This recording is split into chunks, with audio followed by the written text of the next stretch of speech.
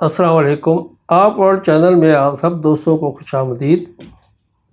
منافق کا جنازہ، اس موضوع پہ حضرت مولانا قاری محمد حنیف صاحب ملتانی رحمۃ اللہ علیہ جامع مسجد مدنی ملتان میں بیان فرما رہے ہیں، تو آئیے ہم سب مل کر ان کا یہ بیان سنتے ہیں۔ قرآن و سنت کی روشنی میں نے یہ باور کرانے کی کوشش کی تھی کہ حضرات انبیاء علیہ السلام کا مشن، ان کا مطلب، ان کا مقصد، ان کو بھیجنے کی غرض ہے خداوند کریم کی یہ ہے کہ دنیا میں جاؤ، مخلوق کے پاس جاؤ، انہیں خالق کی حیثیت بتلاؤ اور انہیں یہ بات سمجھاؤ کہ تم خود بخود پیدا نہیں ہوئے، بلکہ تم کسی کی پیداوار ہو، کسی نے تمہیں بنایا ہے، کوئی تمہیں پال رہا ہے، پھر تمہیں کوئی مار دے گا اور پھر زندہ کر لے گا۔ کیف تکفرون باللہ، اس خدا کا انکار کرتے ہو، وکنتم امواتا فاحیاکم، تم نہ تھے، تمہیں اللہ پاک نے بنا لیا، زندہ کر لیا، ثم یمیتکم، پھر تم پہ موت بھیج دے گا، ثم یحییکم، پھر تمہیں زندہ کر کے تمام حساب و کتاب لے گا۔ تبارک الذی بیدہ الملک، تمام برکتیں اس کے ہاتھ میں ہیں جس کی ملک میں شہنشاہی ہے، وَهُوَ عَلَىٰ كُلِّ شَيْءٍ قَدِيرٌ، اور وہ ہر چیز پہ قادر ہے۔ الذی خلق الموت والحیات، اسی نے موت اور زندگی کو پیدا کیا ہے کہیں ذکر اس بات کا کہ اللہ میاں نے زندگی کا ٹھیکہ کسی اور پیر فقیر کو بھی دے رکھا ہے؟ فرمایا لہو مقالید السماوات والارض، زمین و آسمان کے خزانوں کی کنجیاں پروردگار عالم کے پاس ہے۔ اللہ خالق کل شیء، تمام زمین و آسمان کا، ہر چیز کا پیدا کرنے والا صرف وہ۔ فرمایا ذرہ ذرہ، قطرہ قطرہ، پتا پتا میرے قبضے قدرت میں ہے۔ کسی کو چاہوں 100 سال کی زندگی عطا کروں، کسی کو چاہوں دنیا میں صرف 2 سانس لینے دوں، کسی کو چاہوں کوٹھی بنگلے تختے شہنشاہی عطا کر دوں، اور جس کو چاہوں بھیک کے ٹکڑے منگوا کے ذلیل کر کے مار دوں۔ میری خدائی کا اختیار کسی کو نہیں، میں نے اپنا شریک کار کسی کو نہیں بنایا، میرا ساتھی کوئی نہیں، ہمسر کوئی نہیں، مثل کوئی نہیں، مثال کوئی نہیں، میری شکل و صورت کوئی نہیں، میرا رشتہ ناتا کسی سے نہیں، لم یلد ولم یولد، میرے تعلقات اولاد والے، ماں باپ والے، نانا نانی والے کسی سے بھی نہیں۔ لیس کمثلہ شیء، میری کوئی مثل نہیں،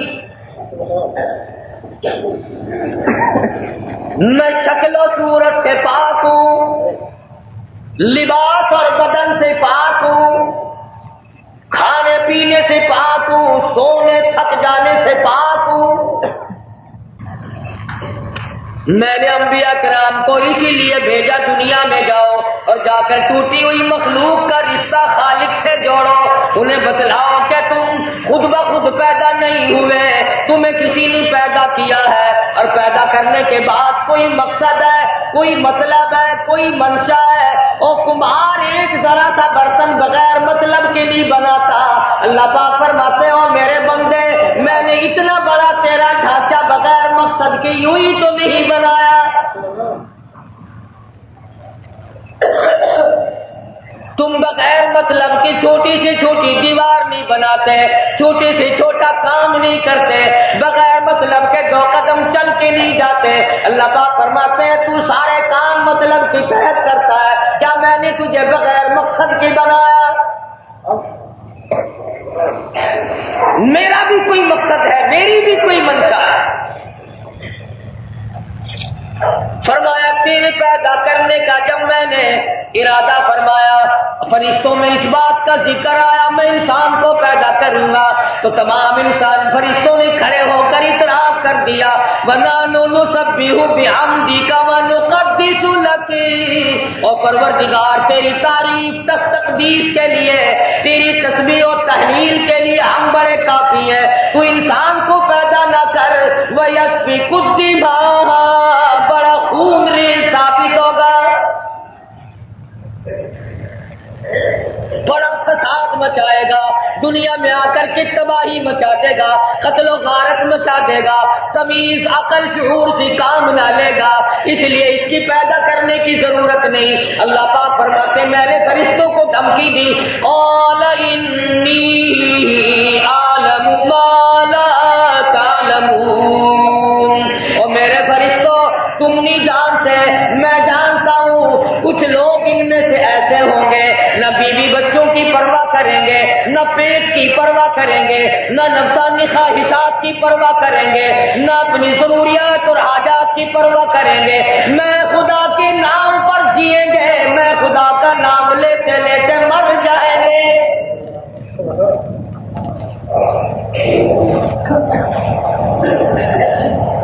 فرشتوں کو اللہ پاک نے ڈانٹ دیا میری تیری وجہ سے۔ فرشتوں نے اعتراض کیا تھا، ان کے سامنے میرا تیرا حال تھا جو آج ہم نے برپا کر رکھا ہے، زمین میں، زماں میں، خشکی میں، تری میں، فساد ہی فساد۔ جتنے اعمال آج ہم سے سرزد ہو رہے ہیں وہ تمام کے تمام فساد کی بنیاد ہے، فتنے کی بنیاد ہے۔ اس سے بڑھ کر کے کیا حیرانگی کی حد ہوگی، خدا کو ایک کہنا بھی اس زمانے میں بہت برا لگتا ہے۔ وہ اکبر الہ آبادی نے اپنے زمانے میں کہا تھا کہ رقیبوں نے رپٹ لکھوائی جا کر تھانے میں کہ اکبر خدا کو یاد کرتا ہے اس زمانے میں۔ خدا کو یاد کرنا جرم ہو گیا، لا الہ الا اللہ محمد رسول اللہ کہنا جرم بن گیا۔ اس قدر قبر پرستی، بت پرستی، توہم پرستی، خیال پرستی، نفس پرستی، مال پرستی، حسن پرستی اس قدر آئی کہ خدا کے قرآن کو بھول گئے، نبی کے فرمان کو بھول گئے۔ مجھے اپنی خواہشات کی پوجا کرنی تو آتی ہے، محمد عربی صلی اللہ علیہ وسلم کی منشا اور حضور کے فرمان کو پورا کرتے ہوئے مجھے شرم آتی ہے، میرے تمام اعضاء تھک جاتے ہیں، آقا کے فرمان پہ جان نثار ہوتے ہیں۔ قرآن کریم نے جا بجا انبیاء کرام کے واقعات کو اسی لیے ذکر فرمایا ہے۔ مدینہ منورہ ہے، اللہ پاک ہر مسلمان کو زیارت نصیب فرمائے۔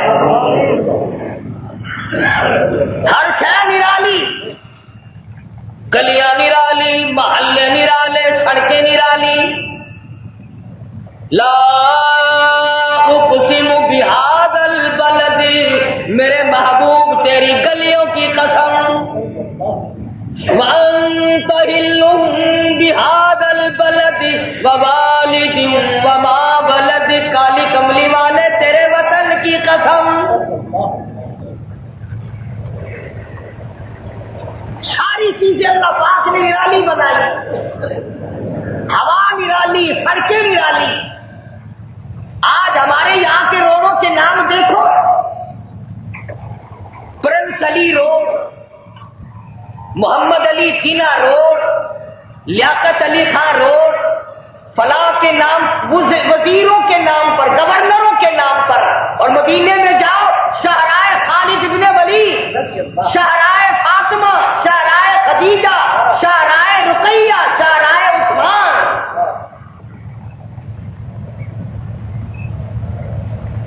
مدینے کی گلیوں سے بھی پیار آتا ہے، شاہراہوں سے بھی پیار آتا ہے۔ حضرت مولانا محمد قاسم صاحب نانوتوی رحمۃ اللہ علیہ سے کسی نے پوچھا کہ آپ مدینے میں جب سے تشریف لائے ہیں جوتا نہیں پہنتے؟ فرمایا ڈرتا ہوں کسی ایسی جگہ جوتا پہن کر پیر نہ پڑ جائے جہاں آقا کا قدم رکھا گیا تھا۔ جتنے دنوں مدینے پاک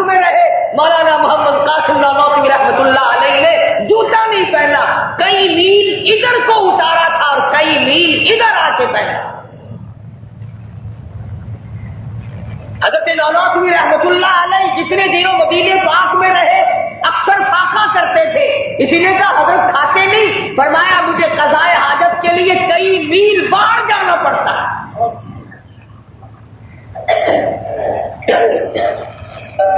ان کو لوگ بے ادب کہتے ہیں, ان کو گستاخ بتلاوے نبی کے. اور اس میں کوئی گستاخی نہیں کہ مدینے والوں کے پیچھے ہماری نماز نہیں ہوتی, مکے کے امام کے پیچھے, بیت اللہ کے امام کے پیچھے ہماری نماز نہیں ہوتی. بلا تیری نماز مکے مدینے کے امام کے پیچھے کیوں ہو؟ وہ 40 روپے کی کھیر تو چاٹتے ہی نہیں ہو. اللہ کے گھر میں جو امام کھڑا ہے اس کے پیچھے نہیں ہوتی, نبی کے گھر روزے پہ جو امام کھڑا ہے اس کے پیچھے نماز نہیں ہوتی, تو تیرے پیچھے ہوتی ہے. بڑے جنید کو بتاتی ہے تو. امام الانبیاء محبوب کبریا حضرت محمد مصطفیٰ صلی اللہ تعالی علیہ وسلم کو اللہ پاک نے خبر دی. قرآن مجید کی روشنی میں مسئلہ سمجھو. مسلمانوں کا صاف پتہ تھا, کافروں کا صاف پتہ تھا. منافق کس کو کہتے ہیں؟ قرآن کریم میں سینکڑوں جگہ جو لوگ تلاوت کرتے ہیں انہیں الفاظ کا پتہ ہے. ان المنافقین لکاذبون, المنافقون والمنافقات بعضهم من بعض. منافقون جگہ جگہ قرآن میں آتا ہے. مومن کا مطلب یا ایھا الذین آمنو کا مطلب تو ایماندار مسلمان, اور کافر کا مطلب جو انکار کرتا ہے. یہ جو قرآن میں جگہ جگہ منافق کا لفظ ہے, کبھی اس کے ترجمے پہ غور نہیں کیا کہ منافق کہتے کسے ہیں. قرآن کریم میں اللہ پاک جو اپنے نبی صلی اللہ علیہ وسلم پر قرآن مجید اتار رہا ہے, اس میں منافقین کا کیا مقصد ہے؟ ہمیں تو ترجمے سے یہ پتہ چلا, حدیث کے اندر بھی الفاظ آتے ہیں منافقین کے اور منافقون کے, اور منافقات کے بھی آتے ہیں کہ عورتیں بھی منافقات تھی. ہمیں تو بزرگوں کی کتابوں سے لغت کے اعتبار سے یہ پتہ چلا کہ دل میں کفر تھا, اوپر اسلام ظاہر کرتے تھے. تینوں چیزیں سمجھ لو. مومن تو وہ جو بظاہر بھی کلمہ پڑھتے تھے اور دل سے بھی غلام تھے محمد عربی صلی اللہ علیہ وسلم کے, اور کافر وہ ہیں جو کھلم کھلا دل سے بھی, زبان سے بھی, ہاتھ سے بھی, تلوار سے بھی دشمنی کرتے تھے محمد مدنی صلی اللہ علیہ وسلم. اور تیسرا گروہ جو ہے وہ ہے منافقین کا. اس کو سمجھو آج یہ کون ہے؟ ہم نے لغت کے اعتبار سے یہ لفظ ہے عربی کا.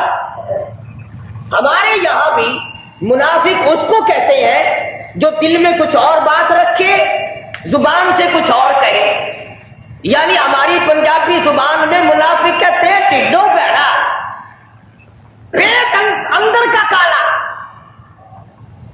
اندر کا بے ایمان, اوپر سے صاف ستھرا دکھائی دے, بات اچھی کرے اور اندر سے کمینی حرکتیں کرنے کا ارادہ رکھتا ہو. پنجابی, ملتانی اور عربی اور اردو زبان کے اعتبار سے یہی ترجمہ بنتا ہے منافق کا. منافق کسی خوشبودار پھول کا نام نہیں.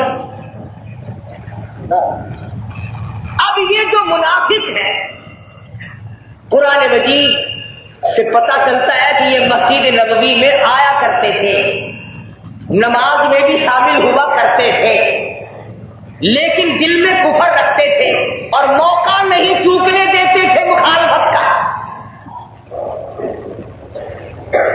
مسجد میں بیٹھے ہو, باوضو بیٹھو, ایمانداری سے بتلاؤ, اگر حضور صلی اللہ علیہ وسلم کو ان کا پتہ تھا پھر ان کو مسجد سے نکال کیوں نہیں دیتے تھے؟ اگر ان کا پتہ تھا, جانتے تھے کہ یہ میرے پیچھے منافق کھڑے ہوئے ہیں, بغیر اللہ کے بتلائے, پھر ان کو نکال کیوں نہیں دیا, ان کو الگ کیوں نہیں کر دیا؟ اور خداوند کریم کا ان پر اتنا غضب اور اتنی ناراضگی. محمد عربی صلی اللہ تعالی علیہ وسلم کے سامنے صحابی آتا ہے اور صحابی آتی کہ با منافق ہے, پوچھ لڑکے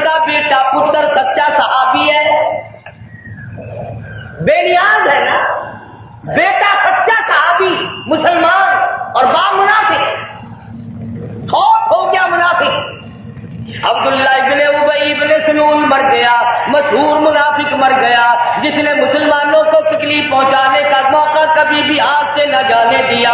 حضور کی خدمت میں صحابی آ کے رونے لگا باپ کی محبت کی وجہ سے.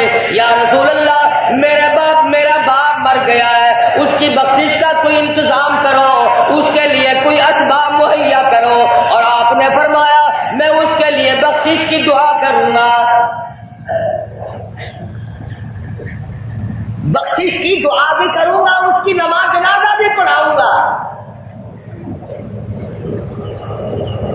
رحمت دو عالم صلی اللہ علیہ وسلم نے فرمایا کہ چلو وہ تو منافق تھا, بیٹا تو راضی ہو جائے کہ کالی کملی والے کا اخلاق اتنا اونچا, جس نے ساری عمر گڑے کاٹی اس کے لیے بھی ہاتھ پھیلائے کھڑے,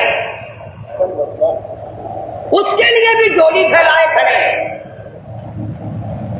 اب حضور صلی اللہ علیہ وسلم ارادہ فرمایا اور اٹھ کھڑے ہوئے منافق کی نماز پڑھانے کے, جنازہ پڑھانے کے لیے چل پڑے. سیدنا فاروق اعظم رضی اللہ تعالیٰ عنہ نے سرکار مدینہ صلی اللہ علیہ وسلم کا دامن پکڑ لیا. اللہ کے پاک پیغمبر, میں منافق کا جنازہ نہیں پڑھانے دوں گا, میری غیرت گوارا نہیں کرتی, میرا جذبہ ایمانی مجھے اجازت نہیں دیتا کہ آپ منافق کا جنازہ پڑھائیں.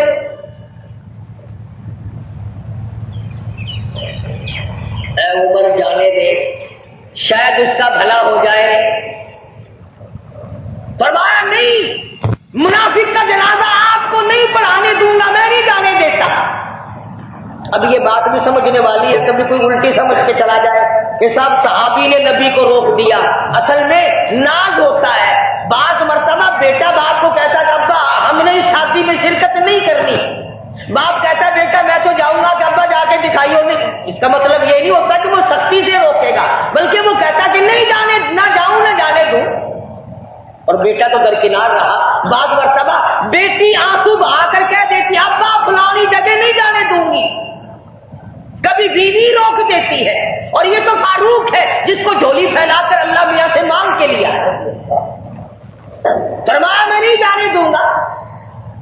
محمد عربی صلی اللہ علیہ وسلم نے فرمایا فاروق بلانے والا مسلمان ہے, اس کی دل شکنی ہوگی, اس کا دل دکھے گا.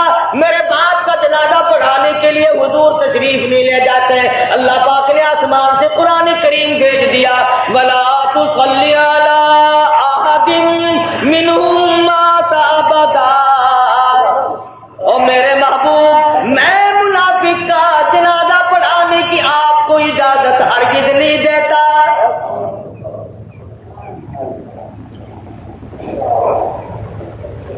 کیونکہ مسلمانوں, اگر حضور کے زمانے میں کسی نے اسلام کو نقصان پہنچایا, اس کی نماز جنازہ تو اللہ میاں حضور کو پڑھانے نہیں دیتا.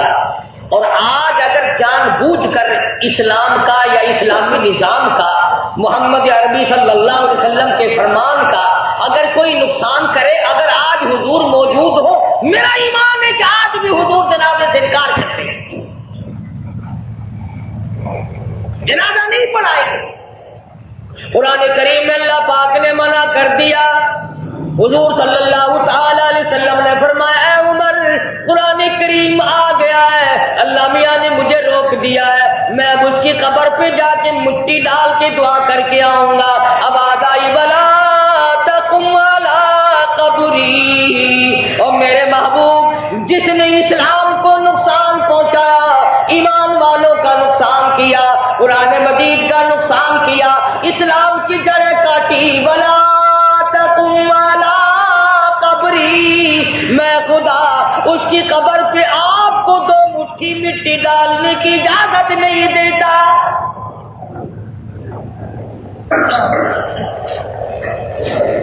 نماز جنازے کی اجازت نہیں, قبر پہ مٹی ڈالنے کی اجازت نہیں.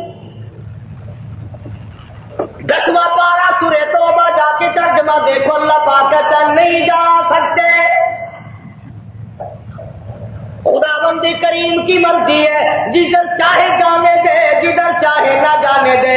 فرمایا انہم کفروا باللہ وماتوا وہم فاسقون. اسلام کے دشمن, قرآن کے دشمن, نبی کے فرمان کے دشمن, کفر کی موت مر گئے. انہم کفروا باللہ وماتوا وہم فاسقون. فاسقین کی موت مر گئے، ان کے خاتمے کا کوئی اعتبار نہیں. ادھر حضور اکرم صلی اللہ علیہ وسلم کے اخلاق کو دیکھو، کردار کو دیکھو، آپ کے کمال کو دیکھو. فرمایا اے میرے پروردگار، نماز جنازے کی بھی اجازت نہیں، قبر پہ جانے کی بھی اجازت نہیں. میں اپنا کرتا دے دوں. توجہ کرو، ساری عمر رشوت بٹور کے سال میں ایک ڈیڑھ پکا کر حرام سے سارے گناہوں کو بخشوانے والوں،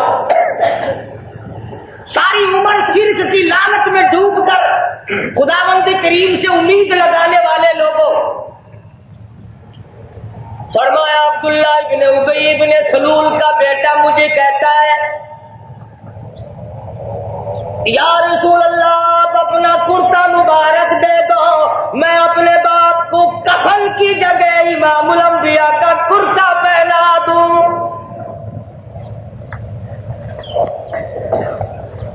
کرتا اتار کر دے دیا. قربان جاؤ مدنی کریم صلی اللہ علیہ وسلم کے اخلاق میں. خدا کی قسم تو ہر سانس اس نبی کی دعا کے صدقے میں لے رہا ہے. اگر وہ نبی رو رو کر تیرے لیے دعائیں نہ کرتا، آج کتا بن گیا ہوتا، ریچھ بن گیا ہوتا، تیری میری شکلیں بدل جاتی. یہ انہی کی دعا کا صدقہ ہے کہ آدمی کی شکل میں تو پھر رہا ہے. کرتا اتار کر دے دیا محمد عربی صلی اللہ علیہ وسلم نے دشمن کے لیے. آواز آئی میرے محبوب، اس کو تیرا کرتا بھی کوئی کام نہ دے گا. اوپر کا کرتا تو تب کام آئے جب اندر کا ایمان ہو. نبی کا پورے بدن سے کرتا آیا ہوا ہے.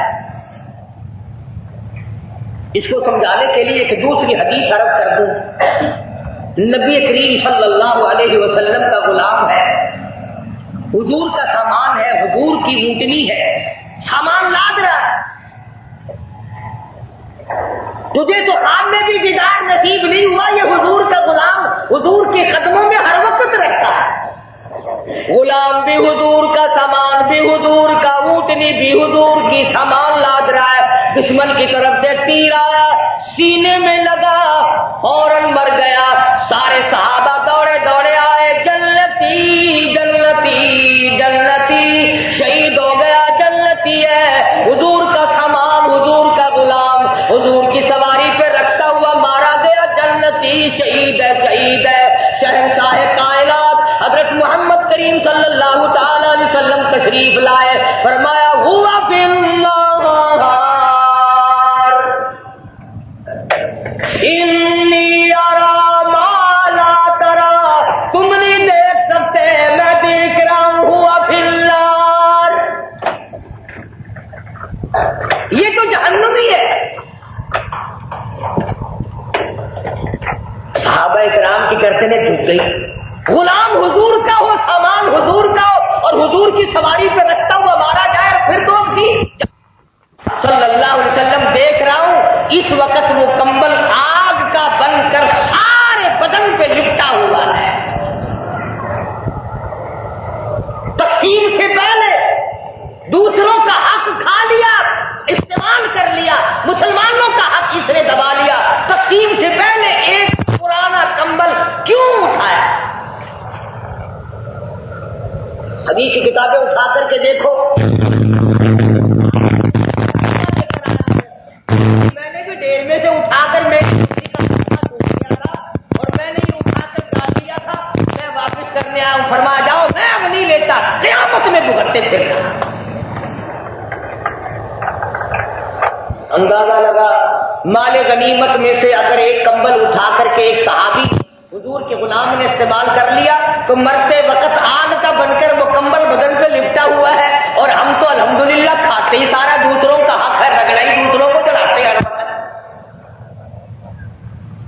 اپنے بارے میں بھی بھی فکر کیجیے، اعمال کی دنیا چلے گی، سامان کی دنیا نہیں چلے گی۔ کیا یہ آپ کی کوٹھی میں ایئر کنڈیشن لگا ہوا تھا آپ کو جنت الفردوس کے بالا خانے میں بھیج دیتے؟ یہ بات نہیں ہے۔ اعمال چلیں گے، حالات چلیں گے، کردار چلے گا۔ تو حضور اکرم صلی اللہ علیہ وسلم نے کرتا مبارک اتار کے دے دیا۔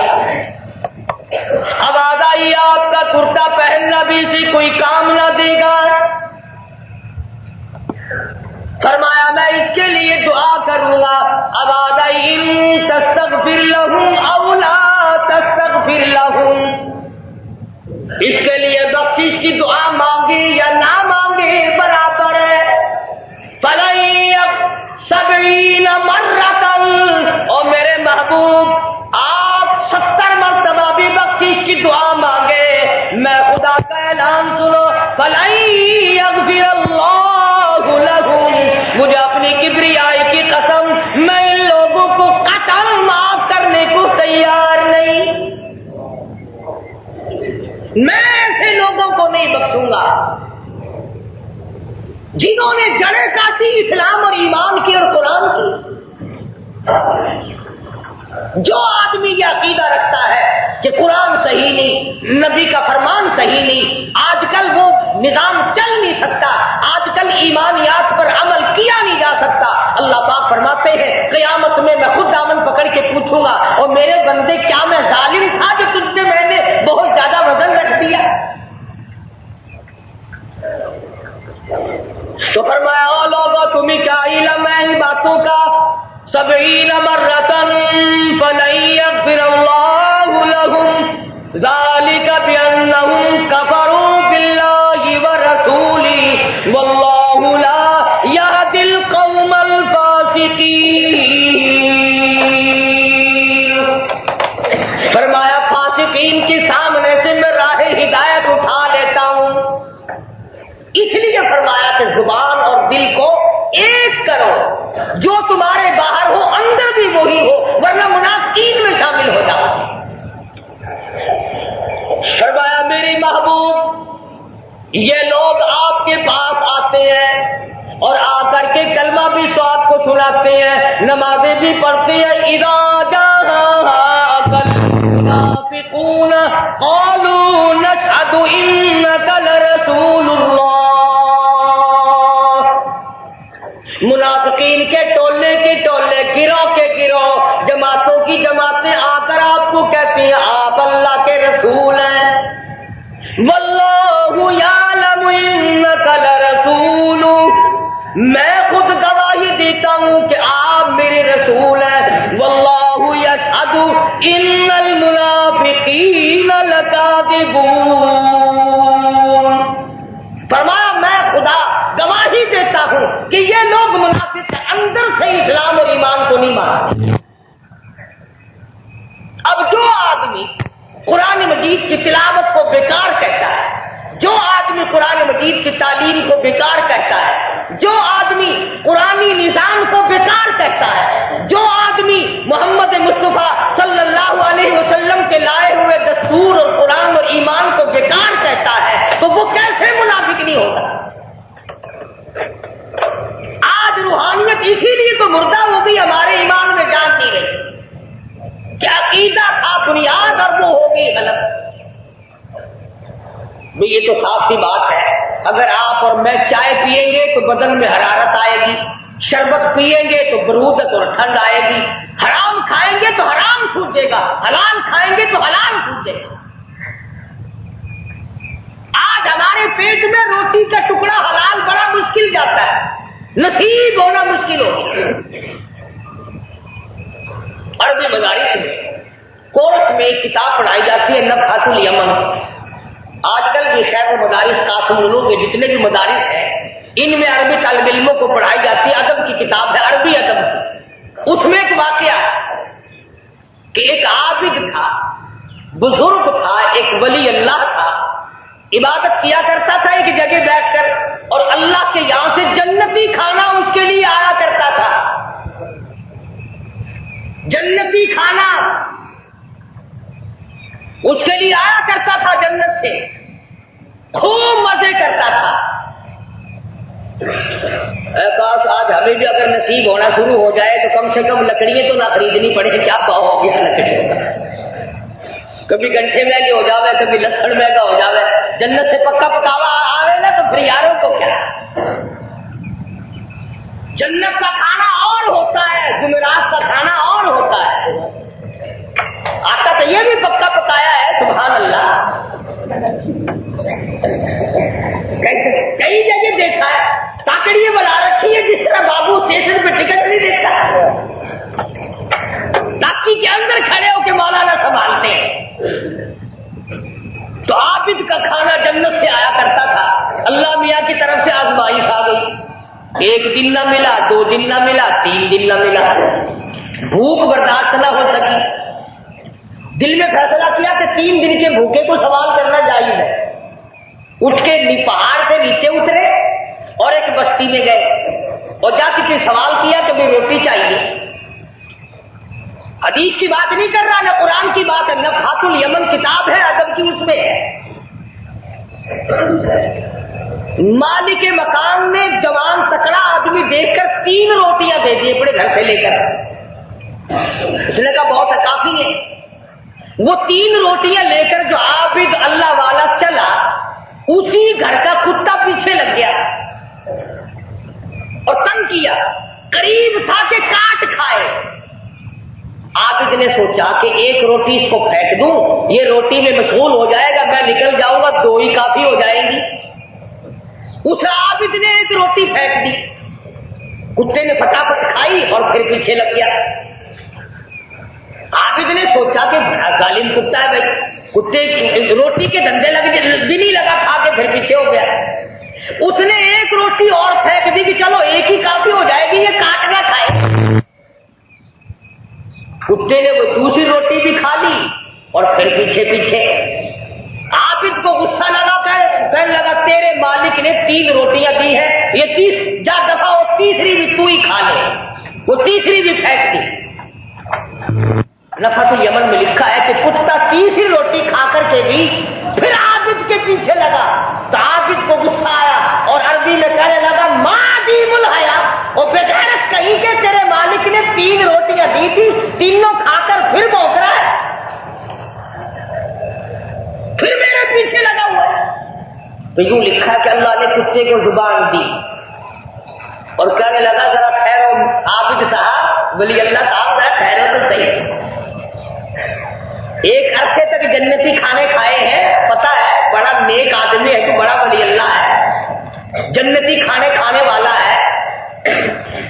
مجھے اتنے سال گزر گئے اس مکان کی ڈیوٹی پہ، رات دن سردی گرمی میں پڑا رہتا ہوں، بعض مرتبہ کئی دن ٹکڑا نہیں ملتا۔ قسم لے لے اگر یہ دروازہ چھوڑ کے گیا ہوں اور جنتی کھانے والے 3 دن نہ ملا تو دوسرے کے دروازے پہ آ کے متھا مارا۔ تو خود فیصلہ کر، میں بے حیا ہوں یا تو بے حیا؟ میں کتا ہوں، تو انسان ہے۔ کئی دن بعد مرتبہ روٹی نہیں ملتی، قسم لے لے اگر اس کا دروازہ چھوڑ کے گیا ہو تو جنتی کھانے کھانے والا خدا کے دروازے کو چھوڑ کے دوسروں کے پاس آ کے بھیک مانگی، تجھے شرم نہیں آئی؟ یوں لکھا کتاب میں کہ اللہ والا بیٹھ کے اتنا رویا کہ مجھ سے تو یہ کتا ہی اچھا ہے۔ چنانچہ آج بھی آپ دیکھیں، کسی کتے کو 3 دن ٹکڑا ڈال دو، تیرے پاؤں میں لٹے گا، دم ہلائے گا، پیار کرے گا۔ 3 دن ٹکڑا کھا کر کے کتا تیرا بن جاتا ہے، تو 60 سال خدا کا کھا کر آج تک خدا کا نہیں بنا۔ 50 برس ہو گئے خدا کا کھاتے ہوئے پیتے ہوئے، آج تک تیری سمجھ میں خدا نہیں آیا۔ کہ بیماری تو بڑی تھی، دعا بھی کرائی تھی اور فلاں جگہ نیاز بھی چڑھائی تھی، پتہ نہیں کون سی سے پیدا ہوا ہے۔ اللہ پاک جل شانہ اسی کو قدم میں آ کر کے فرماتے ہیں لوگوں، تمام تر نظام میرے قبضے قدرت میں ہے۔ جب تیرا سر غیروں کے دروازے پہ جھکتا ہے، میرا عرش کانپ اٹھتا ہے، جا تجھے شرم نہ آئی۔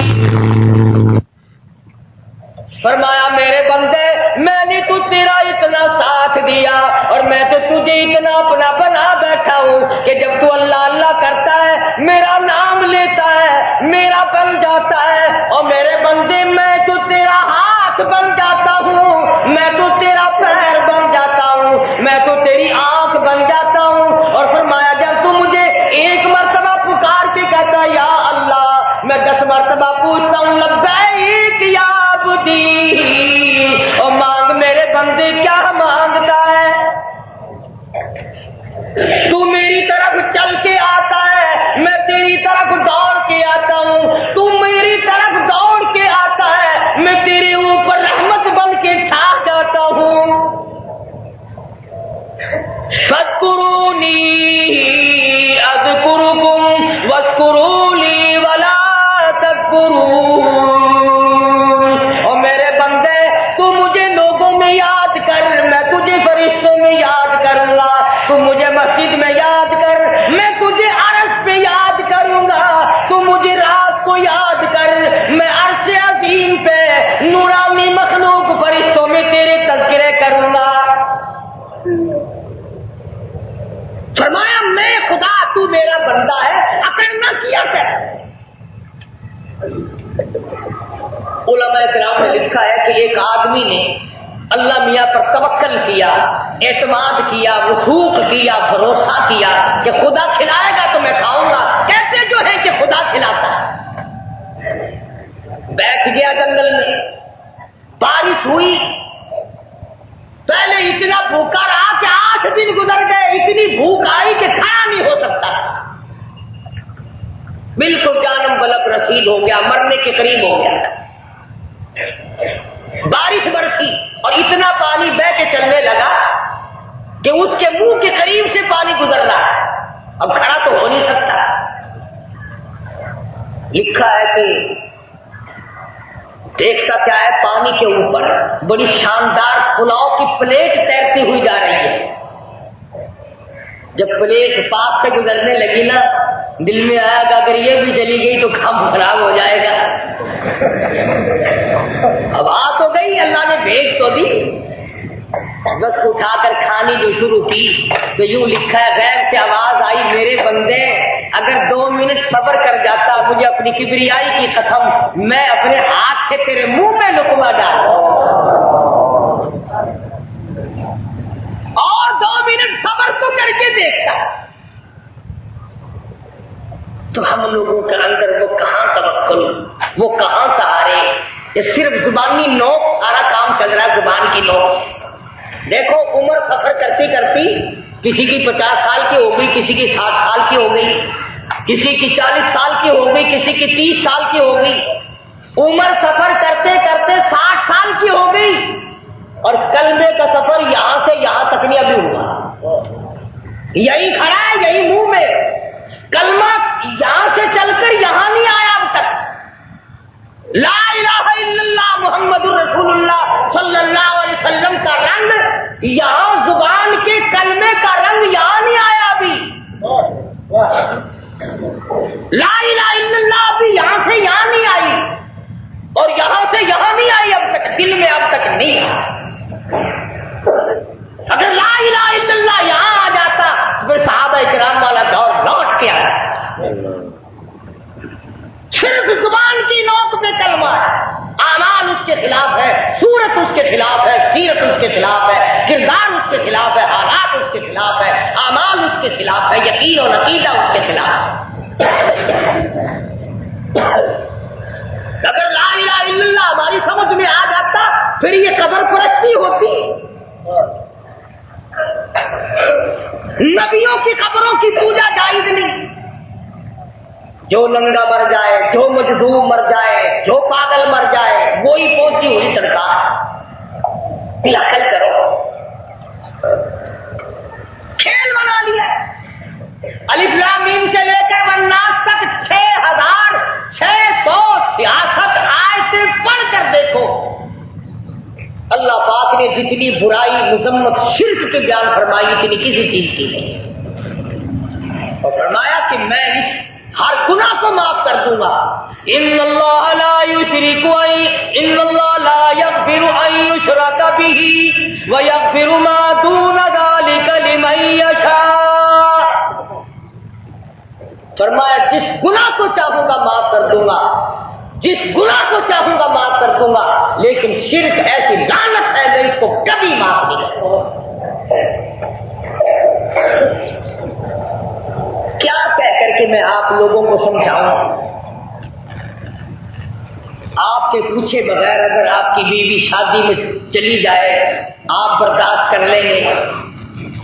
آپ کے پوچھے بغیر اگر ماں باپ کے یہاں چلی جائے تو شاید برداشت ہو جائے، خالہ کے یہاں چلی جائے، پھوپھی کے یہاں چلی جائے برداشت ہو جائے گا، رشتے دار آ جائیں ان کو کھانا پکا کر کھلا دے، مہمان نوازی کر دے، برداشت ہو جائے گا، چوری کر کے خامن کے پیسوں میں سے زیور بنا لے برداشت ہو جائے گا، کپڑے خرید لے برداشت ہو جائے گا، بیٹی کا سامان بیوی بنا لے برداشت ہو جائے گا، بہو کو زیور بنا کر کے دے دے برداشت ہو جائے گا، کوئی چٹوری ہو تو چاٹ لے برداشت ہو جائے گا. لیکن اگر یہ پتہ چل جائے نا کہ 2 منٹ کے لیے اس نے کسی سے آنکھیں لڑائی ہے، کوئی برداشت نہیں کر سکتا. بس اللہ پاک اور سب کچھ برداشت کرتے ہیں، خدا اپنا شریک برداشت نہیں کرتا، خدا اپنا ہمسر برداشت نہیں کرتا، خدا اپنی نظیر برداشت نہیں کرتا، اور کرنی بھی نہیں چاہیے. وہ ایک ہے، وہ واحد ہے، وہ قہار ہے، وہ جبار ہے، وہ ستار ہے، وہ غفار ہے، وہ عزیز ہے، وہ حکیم ہے، وہ مومن ہے، وہ مہیمن ہے، وہ تمام عزت و ذلت کا مالک ہے. اسے کیا غرض پڑی کہ وہ کسی کے سامنے جھکے؟ تو میں عرض کر رہا تھا کہ یہ باتیں بنائی ہوئی نہیں. الحمدللہ تمہارے گھروں میں قرآن مجید کے ترجمے والے قرآن موجود ہے، اور حدیثوں کے بھی اکثر ترجمے ہو چکے ہیں. بخاری شریف کا بھی اردو میں ہے ترجمہ، ساتھ ساتھ مسلم شریف بھی اردو کا ملتا ہے. کچھ ایمان پہ بھی یارو تھوڑی سی محنت کرو، کچھ سیکھو، کچھ دیکھو، کچھ معلومات کرو، تاکہ تمہیں کوئی ورغلا نہ سکے. قرآن کے ترجمے کو جب آپ سامنے رکھیں گے تو آپ کی ساری چیزیں آیا ہو جائیں گی، اور معلومات میں بات آ جائے گی کہ خدا ہم سے کیا چاہتا ہے اور مصطفیٰ کریم صلی اللہ علیہ وسلم ہم سے کیا چاہتے ہیں. قبر بھی آئے گی، حشر میں بھی آنا ہے، پل صراط میں بھی آنا ہے، اعمال بھی ترازو کے اندر تلنا ہے، جزا سزا سب کچھ ہونا ہے. اندھیر کھاتا نہیں ہے، اس لیے اپنی زندگی کو ذرا سوچ سمجھ کر گزارو. لوگ کہتے ہیں نا کہ جی پیسہ سنبھل کر خرچ کرو، شاید کس وقت کام آ جائے گا. میں کہتا ہوں زندگی کو ہوش کر کے گزارو، نہ معلوم زندگی کس وقت کام آ جائے گا. وہ رات نرالی رہے گی جس رات میں تو نے اللہ اللہ کی ہوگی، وہ دن نرالا رہے گا. خدا کی قسم تمہاری زندگی میں جب یہ جمعے کا گھنٹہ آیا کرے گا نا، جب وہ ریکارڈ قیامت میں زندگی کا چلے گا، جب یہ جمعے کا گھنٹہ آیا کرے گا، یوں معلوم ہوگا جنت میں بیٹھے ہیں، اور تمنا ہوگی اے کاش ساری عمر یوں ہی گزرتی، ساری عمر یوں ہی گزرتی. اور میں آپ کو کیا بتلاؤں، کئی لوگوں کا تو یہ خیال ہے کہ 2 رکعت پڑھ لی جمعے کی جمعہ ہو گیا، اور نہیں بابا. حدیث پاک میں آتا ہے، فرمایا مدنی کریم صلی اللہ تعالی علیہ وسلم نے جو آدمی جامع مسجد میں سب سے پہلے آتا ہے اس کو ثواب اونٹ کی مانند ملتا ہے، اس کے بعد جو آتا ہے اس کو بکرے کی مانند ملتا ہے، اس کے بعد جو آتا ہے مرغے کے برابر، پھر انڈے کے برابر، پھر اس کے بعد فرشتے اپنے کاغذات کو لپیٹ کر ایک طرف ہو جاتے ہیں. جس طرح سے جمعے کی 2 رکعت ہیں، اسی طرح سے خطبہ بھی ہے، اسی طرح سے اگر خدا کے دربار میں 1 گھنٹہ گزر جائے تو کوئی پھانسی تو نہیں آتی.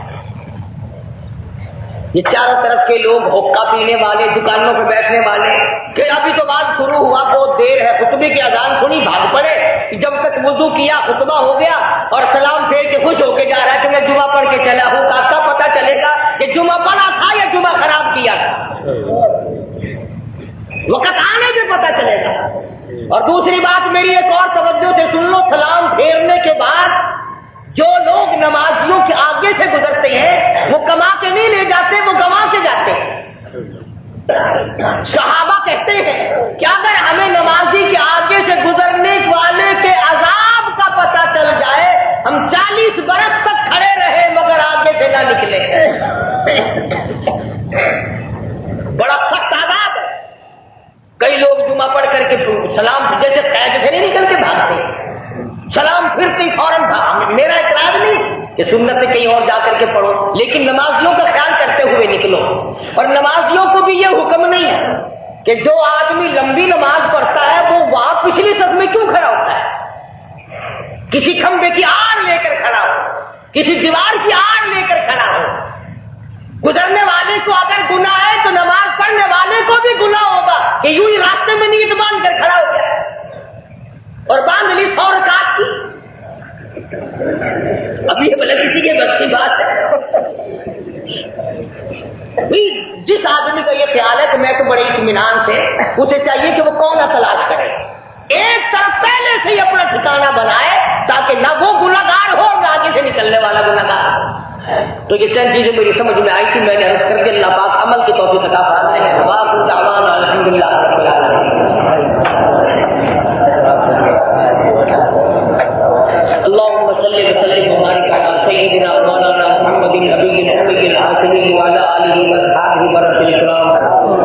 الہ العالمین سب بیماروں کو شفا عطا فرما. کئی ساتھیوں نے کہا کسی کی گھر والی، کسی کا بچہ، کسی کا رشتے دار بیمار ہے، یا اللہ تیرے خزانے میں کوئی کمی نہیں، عطا فرما، تندرستی عطا فرما، پریشانوں کو دور فرما. منافق کا جنازہ، اس موضوع پہ ابھی آپ حضرت مولانا قاری محمد حنیف صاحب ملتانی رحمۃ اللہ علیہ کو سماعت فرما رہے تھے. آپ سب دوستوں سے گزارش ہے کہ میرے اس چینل کو سبسکرائب، لائک اور شیئر بھی کریں تاکہ دین کی باتیں اور دوستوں تک بھی پہنچیں. آپ سب دوستوں کا بہت شکریہ. ملتے ہیں ایک نئی ویڈیو کے ساتھ، تب تک کے لیے اللہ حافظ. پاکستان پائندہ باد.